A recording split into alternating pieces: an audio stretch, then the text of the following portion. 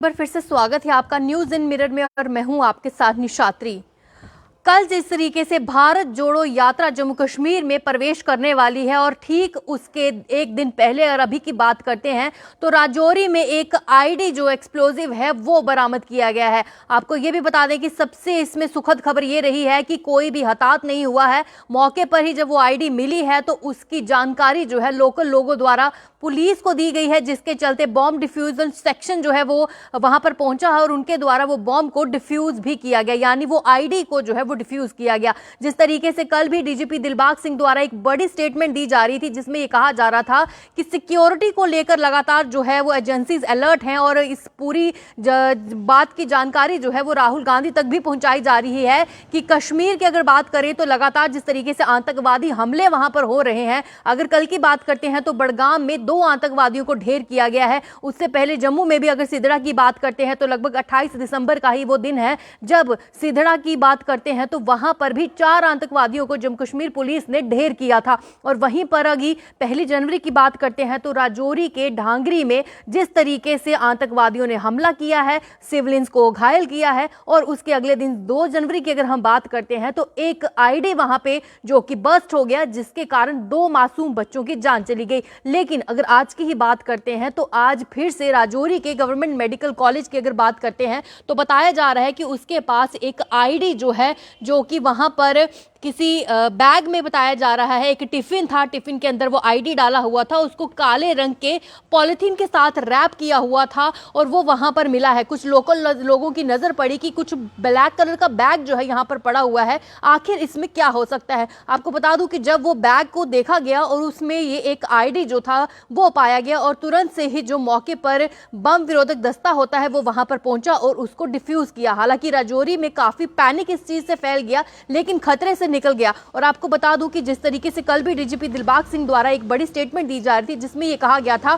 कि security agencies जो है वो बिल्कुल लगातार अलर्ट हैं और पूरे जिस तरीके से राहुल गांधी की यात्रा जो है वो जम्मू कश्मीर में सफल बनानी है, ये सबसे अहम जो है इस समय सिक्योरिटी को लेकर एक बड़ा आप कह सकते हैं कि कश्मीर में यात्रा को, भारत जोड़ो यात्रा को सफल बनाना इस समय सबसे बड़ी जिम्मेदारी जो है वो सुरक्षा कर्मियों की है। आपको बताते चलूं कि कन्याकुमारी से लेकर कश्मीर तक जो यात्रा जानी है उसको पूरी तरीके से सफलतापूर्वक बनाना है। यही जो है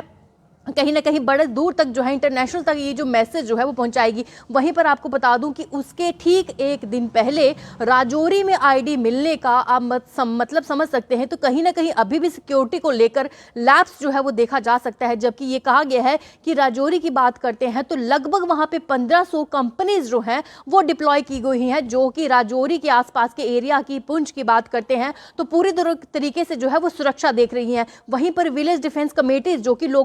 द्वारा लोकल लोगों को ही जो है हथियार भी बरामद किए गए हैं और कहीं ना कहीं वो सुरक्षा खुद से भी जो है सबका जायजा ले रहे हैं। लेकिन इन सबके बीच में आज आईडी का मिलना अपने आप में ही एक सिक्योरिटी को लेकर जो लापरवाहियां हो रही हैं उसका कहीं ना कहीं ये शायद एक एग्जाम्पल जो है वो सामने आया है। आपको बता दें कि उस समय जो है वो आईडी को डिफ्यूज करने के लिए बॉम्ब डिस्पोजल स्क्वाड जो है वो पहुंचा स्पॉट पर और जो लोकल लोगों द्वारा इन्फॉर्म किया गया था कि वहां पर एक ब्लैक कलर का सस्पिशियस बैग जो है वो देखा गया है और जैसे ही उस बैग को देखा गया तो फिर उसमें एक आईडी मिला। आप समझ सकते हैं कि अगर ये आईडी ब्लास्ट होता तो कितना नुकसान फिर से एक बार राजौरी में हो सकता था और जो भारत जोड़ो यात्रा लगातार चल रही है उसको कितनी बड़ी चुनौती जो है वो हो सकती थी कि जम्मू कश्मीर में यात्रा कल की बात करते हैं तो लखनपुर के प्रवेश द्वार से जम्मू कश्मीर में आएगी और उसके बाद से ही पूरी तरीके से जो है लोग उसके साथ साथ जो है वो जुड़ेंगे। और इस यात्रा की बात करते हैं तो बताया जा रहा है कि इसकी समाप्ति जो है वो भी कश्मीर में होगी। तो ऐसे में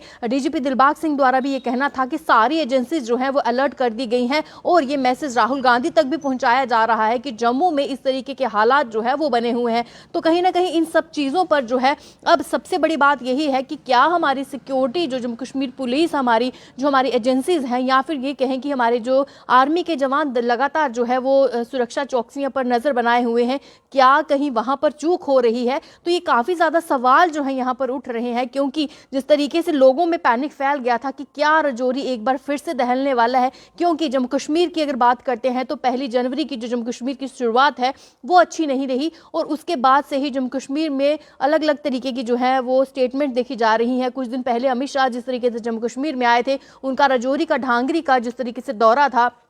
प्रिंस और दीपक की माता से उन्होंने मुलाकात करनी थी, लेकिन मौसम खराब होने की वजह से वो राजौरी नहीं पहुंच पाए और फोन पर ही बात की। और उन्होंने ये कहा है कि राजौरी के लोगों को जिस तरीके से वो हालात बने हैं, उनको पूरी तरीके से, जितने भी माइनॉरिटी लोग हैं उनको पूरी तरीके से सुरक्षा जो है वो प्रदान करवाई जाएगी। हालांकि सुरक्षा होने के बावजूद, सीआरपीएफ के लोग वहां पर डिप्लॉय करने के बाद भी इस तरीके की आईडी मिलना अपने आप में ही एक चुनौती जो है वो बनती जा रही है। और ऐसे में भारत जोड़ो यात्रा और राहुल गांधी का जिस तरीके से जम्मू कश्मीर में आगमन हो रहा है, उस सबको सफलतापूर्वक बनाना ही अपने आप में एक चैलेंज जो है वो दिखता है। और आपको ये भी बता दें कि फिलहाल जो है उस आईडी को, जो कि टिफिन में थी, उसको पूरी तरीके से डिफ्यूज कर दिया है। और उसके साथ ही साथ अब राजौरी में से फिलहाल की बात करते हैं तो पैनिक से लोग निकल चुके हैं। लेकिन इन सबके बीच में कल की बात करें तो कल भारत जोड़ो यात्रा के तमाम लोग जो है वो आएंगे। काफ़ी ज़्यादा उसमें जो है इश्यूज भी हो सकते हैं, और कहीं ना कहीं सिक्योरिटी को लेकर इस समय बड़े सवाल हो रहे हैं। हालांकि एजेंसीज हमारी अलर्ट है